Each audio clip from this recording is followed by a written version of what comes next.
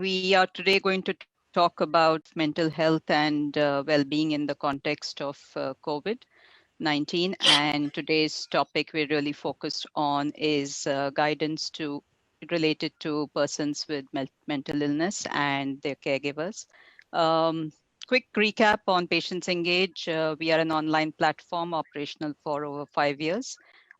We focus on holistic and evidence-based management of chronic conditions from the perspective of patients and family caregivers.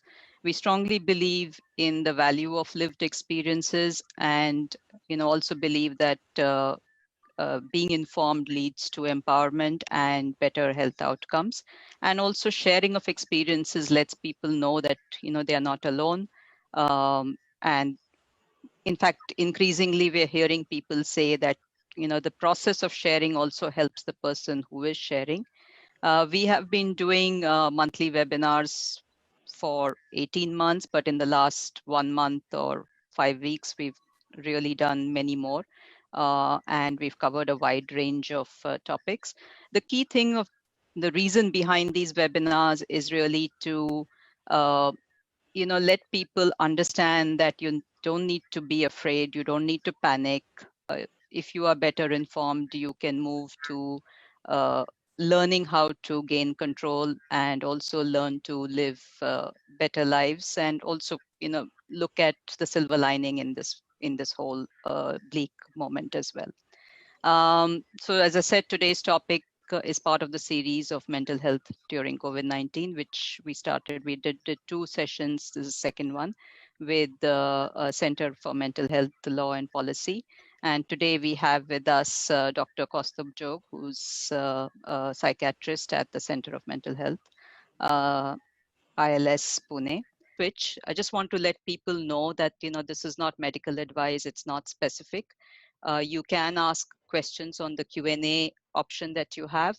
And if you want your privacy on Zoom, you can rename yourself. If you are following us on Facebook, you can post your questions on the live feed and someone will transfer to us to ask these questions. And as always, you can write to us at editor@patientsengage.com. Our Facebook pages, Twitter and Instagram handle, as well as the website patientsengage.com, which has a lot of resources that you can use. And all of these recordings, all of these webinars, we've been also recording and putting up on YouTube, so you can follow us there as well. So over to you, Doctor. Do you want to quickly run through a couple of points, or do you want us to start with some questions? I think I have made three slides. So let me go through those slides just to set up the context. Right. Before that, I just want to say a few words. Sure. Though I'm here on behalf of Center for Mental Health Law and Policy, but just to specific to this session, I also is a practicing psychiatrist, and I have my practice running for last 14 years. So I'm sharing my experience today through that practice. That's just I want to say. So I'm not only a researcher; I'm a practitioner also. And maybe we can now start with this. Yeah. We can start with the slides. I'll just try to wrap it up in 5 to 10 minutes so that we can have more questions. So as you can see, the first thing I want to say, or just to maybe just to highlight, is when to reach out to a professional. For every one of us who have mental health issues, their caregivers, as well as people who do not have any issues, any kind of a symptoms which are related to panic episodes or panic attacks, if there are severe depressed feelings, if you have suicidal thoughts or ideas, if there are per se hallucinations happening, or there are any severe sleep disturbances, loss of appetite, weight loss. So these set of symptoms, if there is an escalation of symptoms, so people who already have a mental health issue and now these symptoms are escalating, or people who have these symptoms as a new set of symptoms, it will be better to approach a professional. When I say professional here, it can be a psychotherapist or a psychologist or a psychiatrist also. Both of them can guide you in a better manner. As well as please remember, if there is a sudden onset of any physical symptom, which is like a headache or a giddiness, then again you need to maybe consult a doctor or a professional, because many a times headaches are taken as a psychological symptoms, but occasionally headaches can be can be due to a serious physical health condition. So I think we need to be aware about these facts. Next slide. Before that, Doctor, just on that, are these the common symptoms to watch out for, or are there any others that you would like to highlight? So, in a common mental health spectrum, if we say generally the anxiety, the escalation of anxiety and different symptoms of anxiety like restlessness, preoccupied with some worries, some phobia, uh, uh, these are again more elaborative symptoms. While in depression, if depression is long standing, it is suddenly your mood is down, you are not able to function.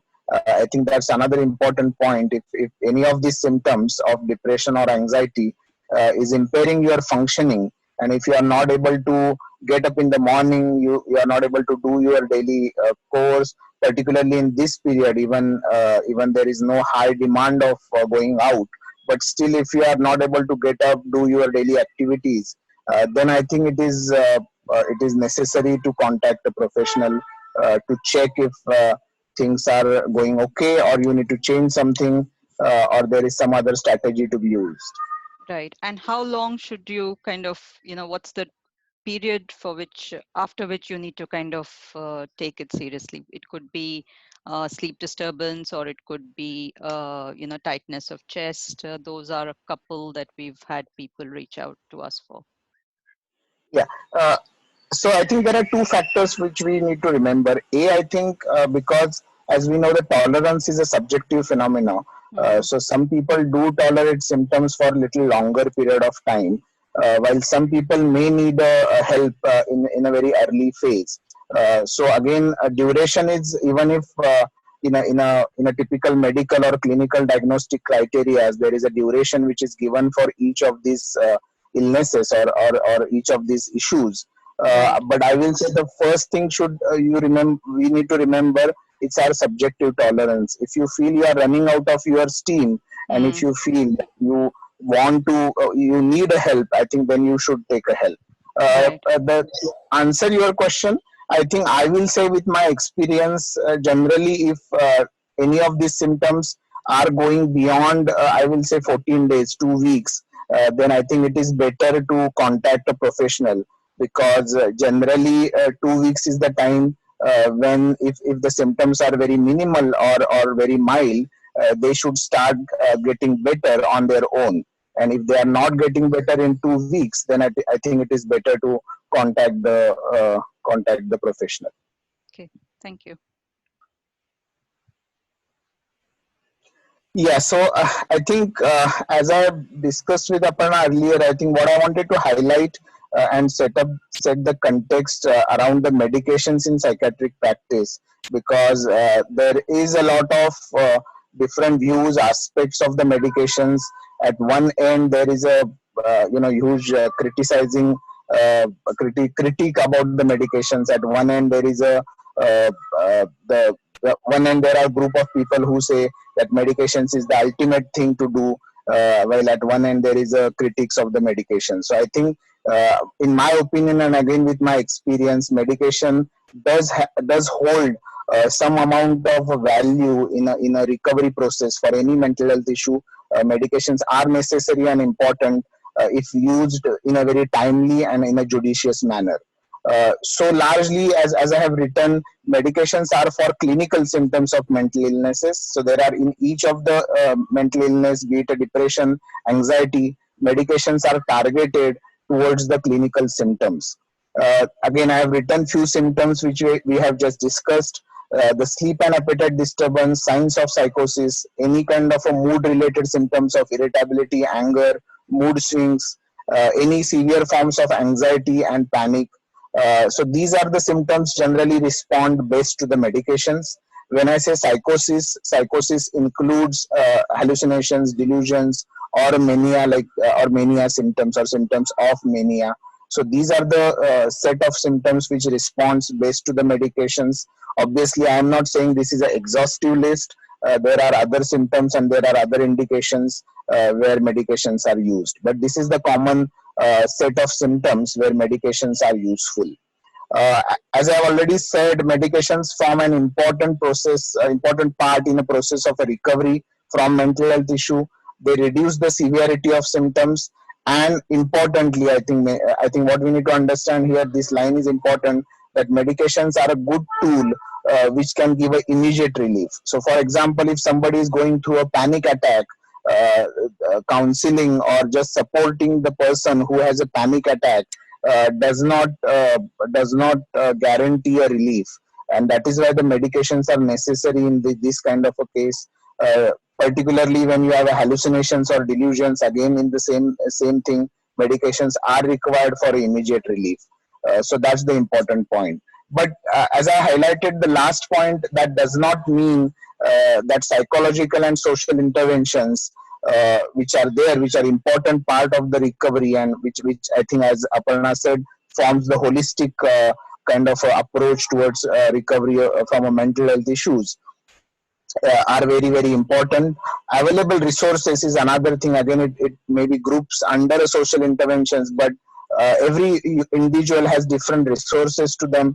When I say resources, it starts from the human resources, the support you have, the caregivers you have, your financial resources, your job. All these factors do have an importance in the recovery process. So I think it's a, as we know, the mental health issues uh, are due to multiple factors. The recovery is also due to multiple factors. Yeah, We're I getting think a there couple of questions, but we'll finish I think you have one or two more slides and then we'll start only, taking the questions. yeah, there is only one slide, so I can finish up and then we start with the Right, questions. right. Yeah, this slide is, I think I'll finish faster because I think this is just I have noted down again in my own clinical experience and in generally in a professional community, what I hear from many people, and the fear they have around medications, that medications are habit forming. As I written, they are not habit forming. Medications do not have any life threatening side effects. At least here in India, I hear commonly that there is a strong myth or a misunderstanding that psychiatric medications affect kidneys and they cause kidney failure, and this is a very common theme in a different. I'm not saying only in a people who have a low socioeconomic strata, but even people from a higher education and higher socioeconomic strata do have this fear about life-threatening side effects. Habit forming is a commonest myth. Again, it's not true. And then another thing which is, I think, deep rooted, maybe because we have not used psychosocial intervention to their fullest capacity, is that medications are for lifetime. But again, I want to say this confidently, because again, from a theoretical perspective or a guideline perspective, if you see, medications are not for lifetime. Medications are for only for a symptomatic remission, and after that we should, or every professional should try to reduce the medications, or if possible, again there are multiple factors in this, if possible, to stop the medication. And lastly, and that is why I always believe that it is important that medicines need to be used judicially. Professionals needs to provide a correct information to the person with mental illness and the caregivers. I think if we follow this principle, I believe most of the myths which are there, or most of the fears which are there about medications, which I have mentioned here, can be tackled very well, and we can progress, or the recovery can actually happen in a real sense. Right. Okay. Yeah, Thank you. So I'll stop sharing so that we can yeah. then go into.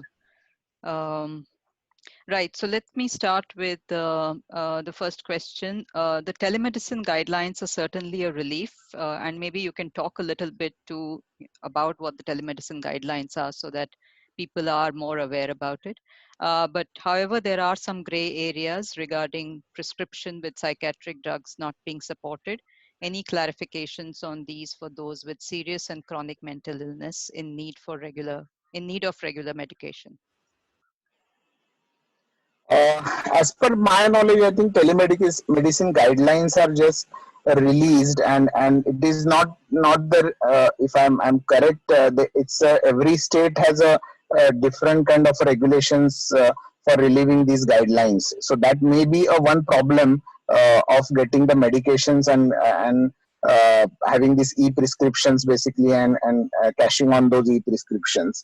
At least where I come from in state of Maharashtra, the Maharashtra Medical Council and Indian Medical Association has supported telemedicine and teleconsultations. So we are doing it effectively. We are issuing the e-prescriptions, and at least in my experience in last month, most of the prescriptions are honored and people are getting regular medications. But while saying that, I understand some of the states or some of the areas in India are facing these difficulties. But I think, in my opinion, it is best if the doctor who is in charge of the treatment, maybe little bit takes this responsibility of getting the medications to their patients. Because again, the pharmacist will, I think, able to listen to a doctor in a much better fashion. And if there is any regulation, handy regulation, like Maharashtra Medical Council has issued the telemedicine regulation, the letter which says that what are the rules to be followed. So I think if these kind of official documents, if we have with us people with mental health issues, if they have, or caregivers have this letter with them, I think it becomes easier for them to get medications.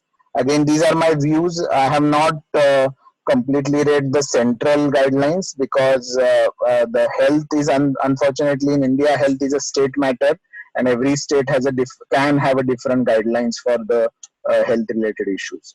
Yeah, just on that, I think our observation and our reading of it has been that the psychiatric medications are allowed under e-prescription now, but most of the online pharmacies, or if you are going to a new pharmacy because your existing pharmacy has no delivery option or doesn't have the stock, then they need the prescription to be within the last 6 months. So if you have an outdated prescription, which earlier you could, your regular pharmacist honored, now that is becoming a challenge. So you need to refresh that prescription.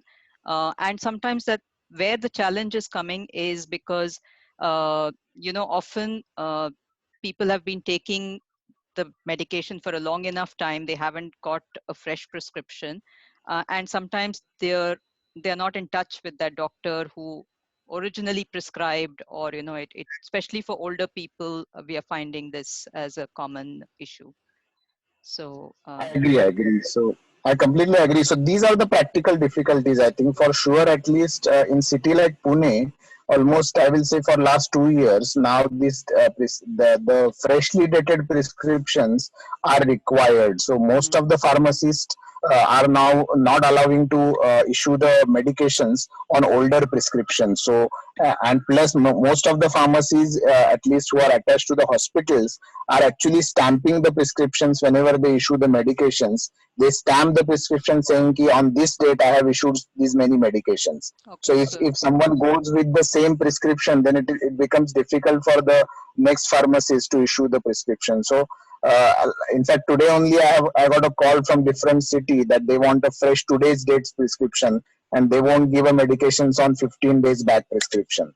So I wow. think, yeah, yeah. Wow, So because it's already been, that prescription has already been filled. no, Somebody so is asking for a refill or what? no, as you said, if the new pharmacy, if you go to new pharmacy, then they don't Right, believe you. They don't believe that you have, kind of filled up that prescription, the older prescription. So they right, want you to get the new prescription on today's date, and right. then that's the problem. But yeah, I mean, if you have an existing pharmacy, then that's easier, because generally the pharmacist knows you, and then the relationship is there. So Hmm. then they give you the medications, but otherwise it's difficult Right. to get the, yeah. So that is becoming a problem, and that is, I think, to do with, I again don't know the this is the issue around, might be, but at least in Maharashtra, the Food and Drug Authority, which FDA, which controls the pharmacists, are basically uh, tracking very strictly the sale of the psychiatric medications. because of particularly because of the abuse and the dependency on the medications, particularly the benzodiazepines, not Mm, all of the medications, but that has been the issue, and that is why they are tracking the sale of the medications very strictly, and that has in a right. sense it is, in a sense it's both ways. In a sense I understand it causes a inconvenience for few people, particularly the older people or Mm, people who are single, who don't have anyone to fill up their prescriptions regularly. But right. at the same time, I think it is good also, because many of the people otherwise just keep on taking the medications without doctor's advice, and then that can become a problem. So it has Right. both the sides of it. That's what I feel. Right. Right. Couple of questions on the caregiver. You know, the role of the caregiver is vital, being in mental stress during COVID-19 lockdown. How to counsel the caregiver through telecounseling? And similar question also, compassionate fatigue and burnout challenge faced by the primary caregiver. Again, how can counseling help for these people?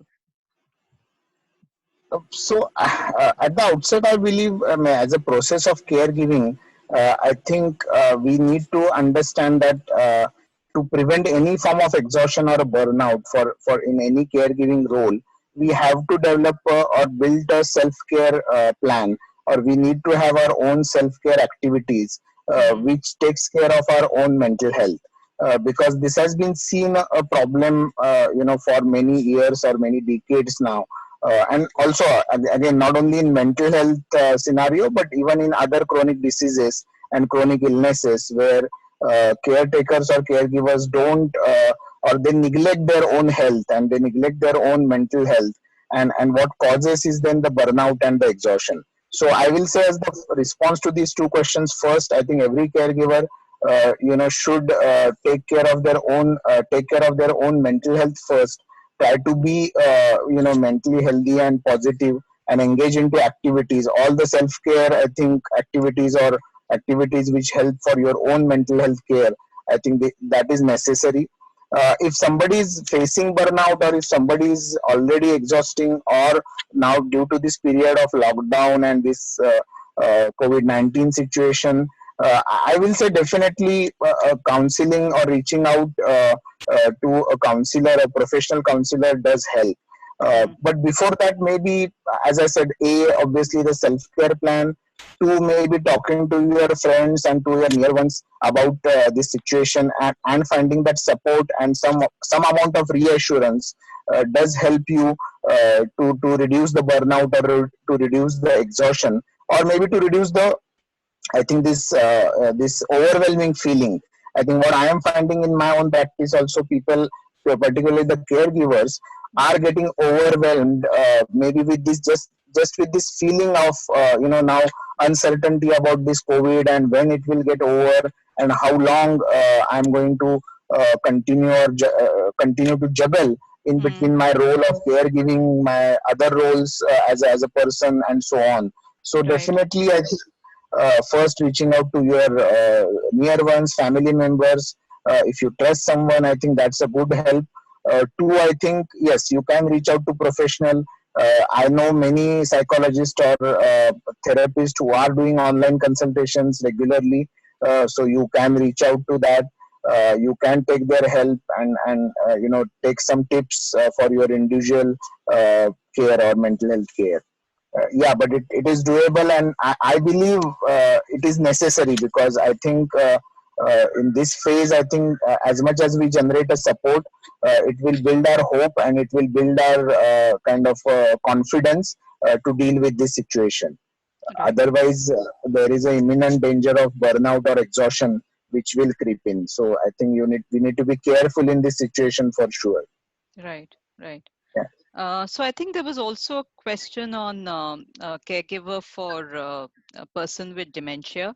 Um, because one of the challenges for someone with dementia would be how to get them to wear face mask or wash hands more regularly and so on.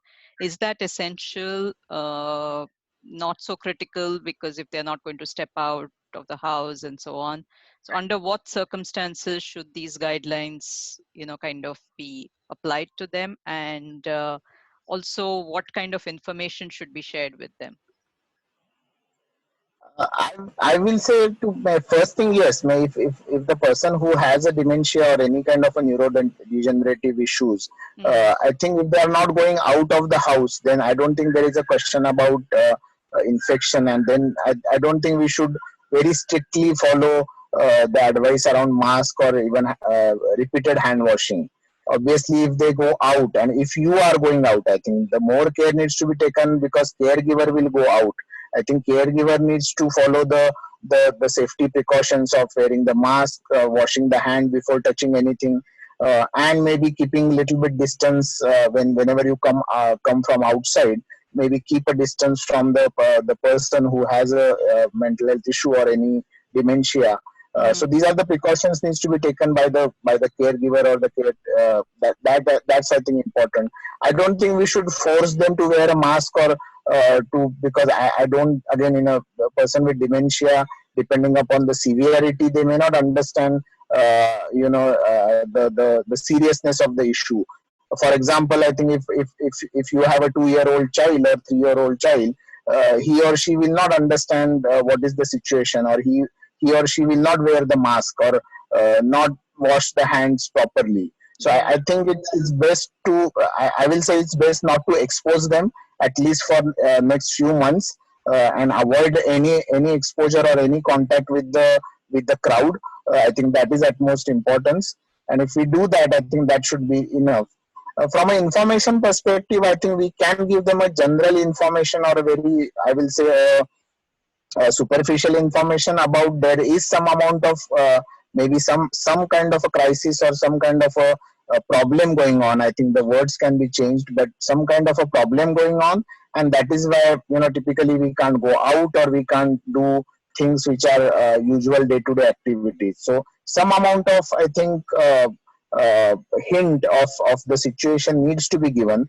I don't think they need a elaborative information what is COVID-19 and what is coronavirus and so on. right. Uh, I think they need to be given some amount of information. Okay. Um, this is a very specific question. I don't know whether how you want to handle this. I've been a by I guess BPD, bipolar disorder, for 30 years. Still have not been able to handle depression. I am surprised why. I think it's a very subjective and an individual question. I think it's best the person who is handling, I think either a psychiatrist or a psychologist who is, I think you are in touch with, or you are already under treatment or any therapy. I think these are the people who I think able to answer this question in a better manner, because this requires a lot other information and the history to be specific. But again, as I will put it in one line, I think in my at least experience, a recovery from any form of illness, I think requires a holistic approach, requires a multi-prong approach, and you can't rely on one approach. That is for sure. Right, right. Okay, thank you. Yeah. So one question that's come in: how to manage self-care in lockdown while confined to the house with no privacy and no way to get away from the stressful situation, even for a short while. The patient being looked after is getting even more agitated and has mood swings because of the lockdown. This is from a caregiver perspective. Yeah. So yeah, I think this is in my personal practice or experience also. I am noticing this because of the lockdown, and because now everyone is housebound. I think Mm, people, particularly who have like dementia, or I think children, particularly who have developmental disorders or learning disabilities. I think there are issues happening around. Getting they are getting more irritable, angry, or frustration levels are increasing. I will say again, for them, it is better if you can take a help of a psychiatrist to adjust some amount of medications, maybe to reduce their anger or frustration or irritability as much as possible. Obviously, you must be planning the activity plan, so that I'm not going to talk about.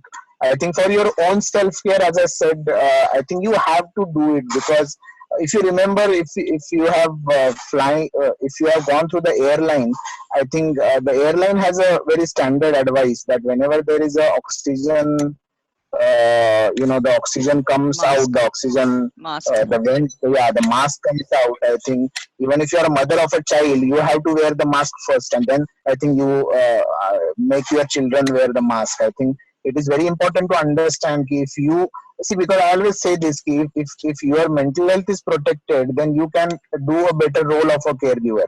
If your own mental health is not protected, then you are going to get more irritable and frustrated with the person who has a mental health issue, and then there will be this continuous tussle between, because you are doing so many things to the patient or a person who has a mental health issue, and then you are not getting anything in the back. You are just giving, and you are not gaining anything back. I think that is why the self care plan has to be there.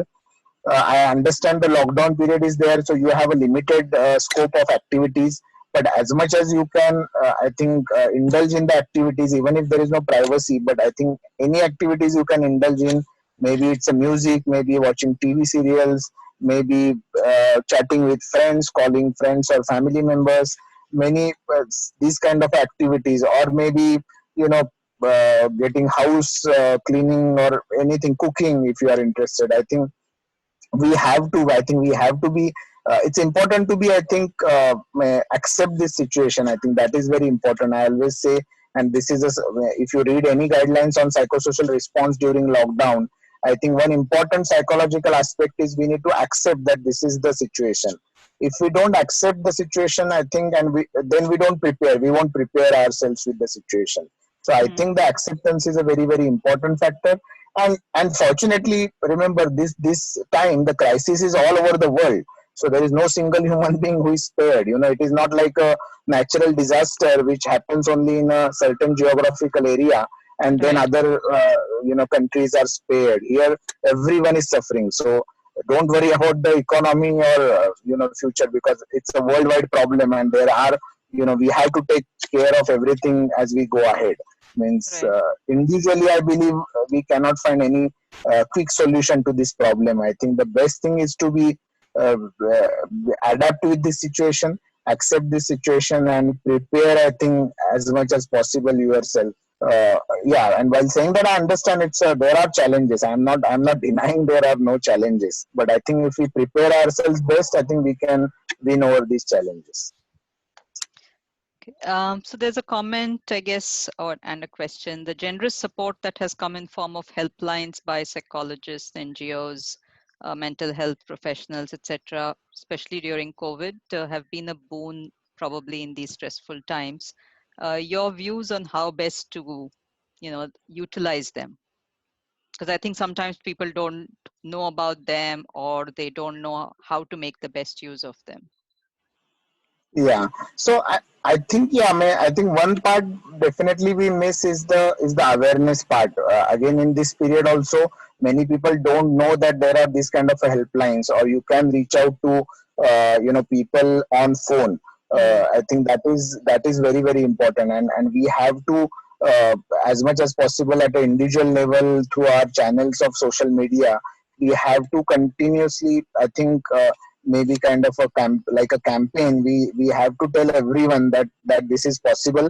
There are multiple, there are state level helplines, there are national level helplines, there are local, community, like I know the Pune Psychiatric Association has their own, not a helpline, but they have released numbers of few psychiatrists and psychologists who can be contacted if you are in a trouble, or if you need certain help.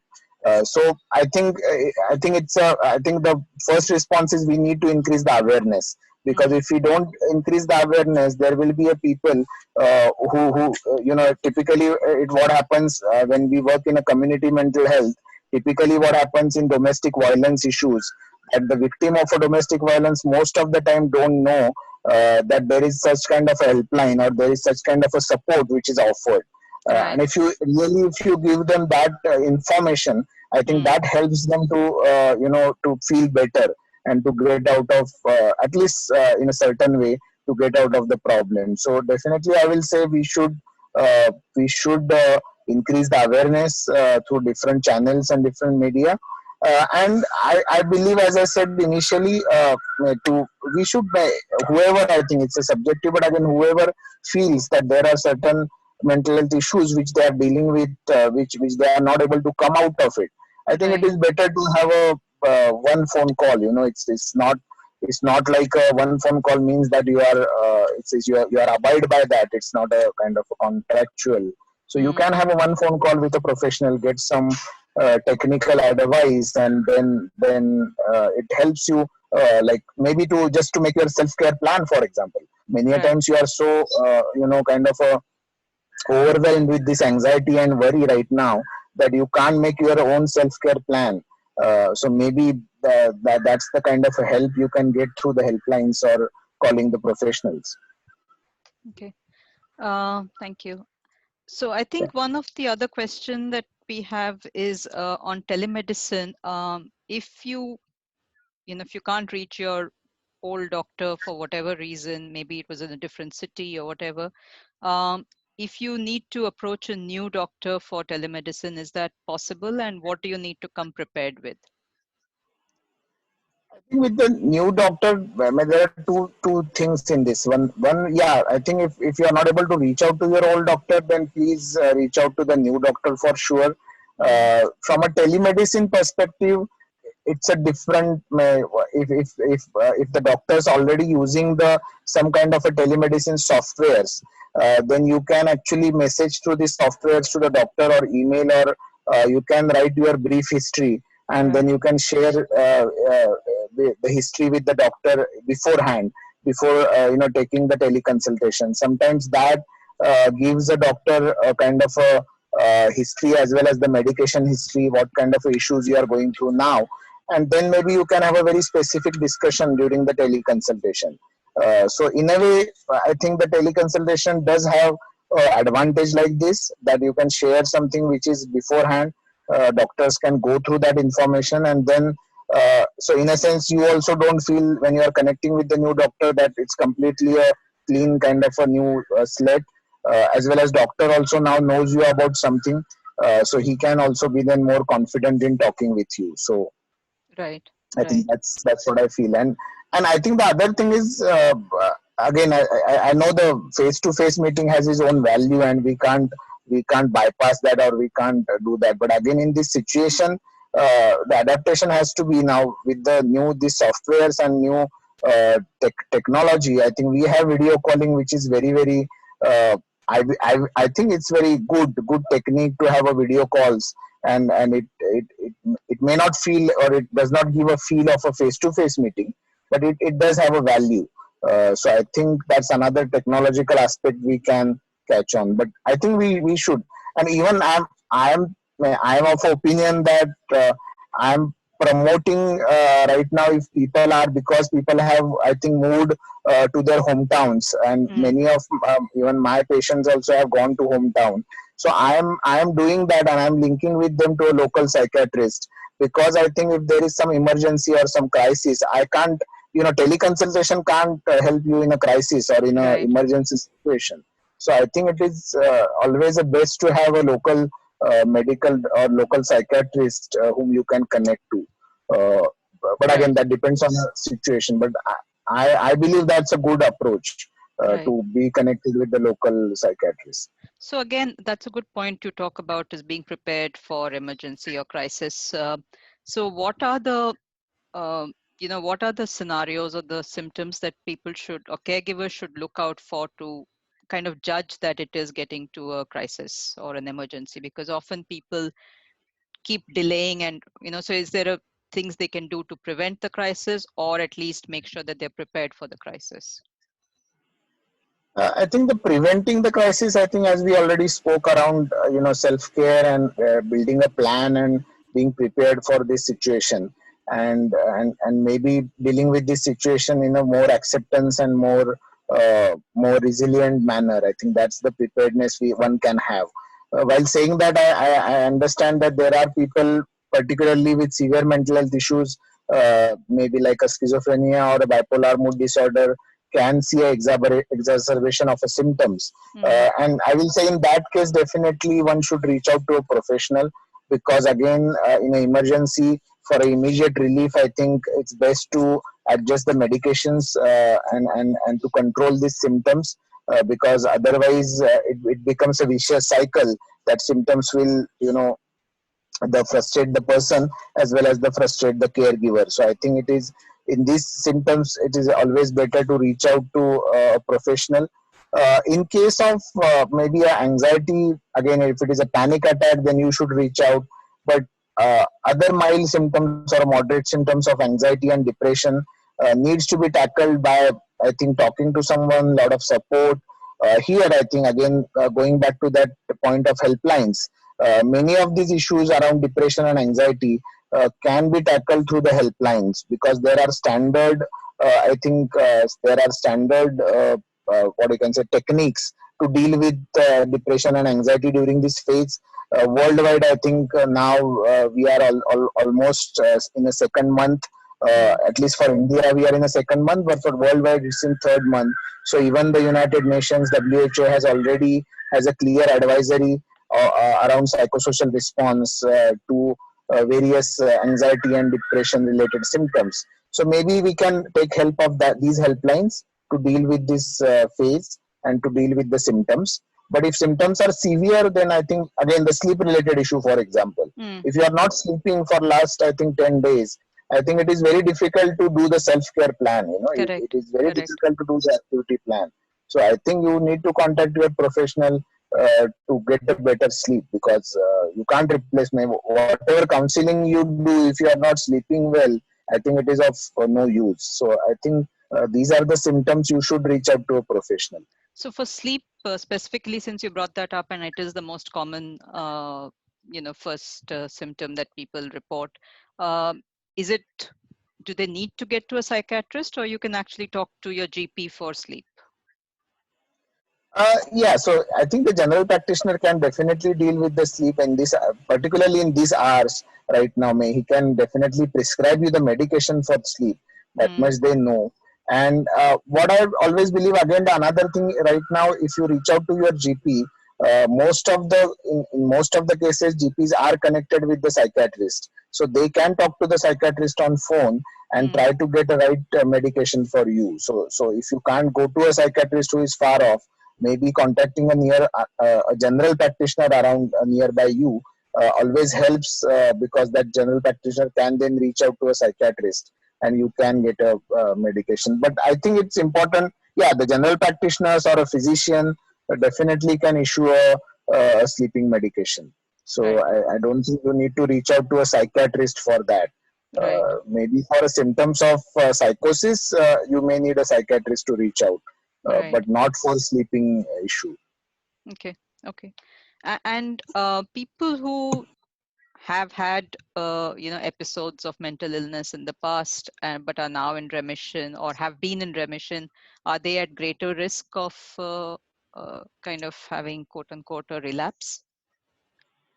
They are at a risk, I will not say, but they are at a moderate risk. I don't say a severe risk, Mm. depending upon the what stage of remission they are, but they are at a risk for sure, because I think we also know, for anyone, like the feeling of this overwhelming feeling of being in this uncertain period is Right. so difficult, I think. So for people who already have gone through episode of depression or anxiety or any kind of a psychosis, I Mm. think they are definitely at a risk, at a higher risk.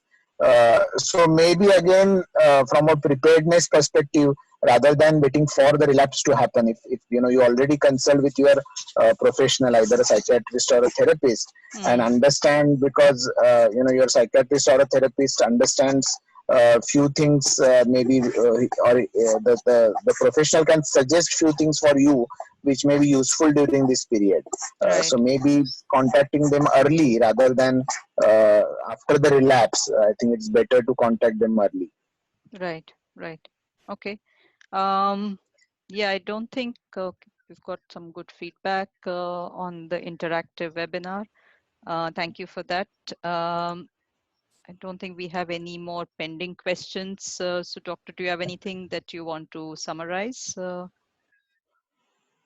I may I think in summary, I believe I think it's important if we the principles are same. I think if we accept, if we prepare well, if we keep on in touch with our profession. So other thing I will maybe another kind of a point I want to mention here, that when you are prepared, then you contact your professionals before, so I also got last month when this started.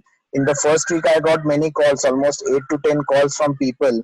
They just told me that I'm doing fine, I'm doing okay, I don't want to do anything, but I'm just keeping you informed that this is the situation, and if I need you, I can reach out to you in crisis. So they are just checked with me that if I'm available, That's right. to. So I To think that be, that that's a itself, good approach. Yeah. yeah. Yeah. So I think that itself gives you a kind of a feeling of a support, and then if there is a crisis, then you have somebody to reach out. So I think that kind of a preparedness, I believe, is necessary when we are dealing with mental health issues, because again the crisis can come, and people who have a existing illness are vulnerable. And again, when we say when we say a person with mental illness, obviously the caregiver has to be, they will equally get that burden, so they need to be also prepared well. So I think that's another kind of a maybe a tip to contact your professional now only. Even if you don't have any symptoms, maybe you can contact them right now and try to get you know not a help, but just to inform them that if you can reach out to them, basically you can just check that. Right. Right. Thanks, Vijay, for joining and for, yeah, please do share these tips with your peer support community as well. Yeah, thanks. Thanks, Um, Vijay. yeah, so I think just a quick reminder to everybody, it's we have one more session on mental health, which is on building emotional resilience for people with chronic conditions and disabilities, because they are facing unique challenges as well. So that's on Monday, 27th April, 4 p.m. We've got Divya Parashar, who's a rehab specialist and clinical psychologist. Um, she's worked with spinal cord injury patients and things like that. As always, we say, move, stretch, exercise at home, try and get 10 minutes of sunlight. I know a lot of places you're not allowed to go out, but look outside the window a few times in a day. Ask for help, as Dr. Jokes said, and reach out. There are lots of helplines available. There are, you can always reach out to us, and we'll connect you. And if you have any questions, any suggestions, write into us, and we are always happy to support. So I think that's all for that. And thank you, Dr. Kostub, for sharing and taking this time. I think it's been very useful for a lot of people, and I think the feedback is pretty good. So, yep, thank you.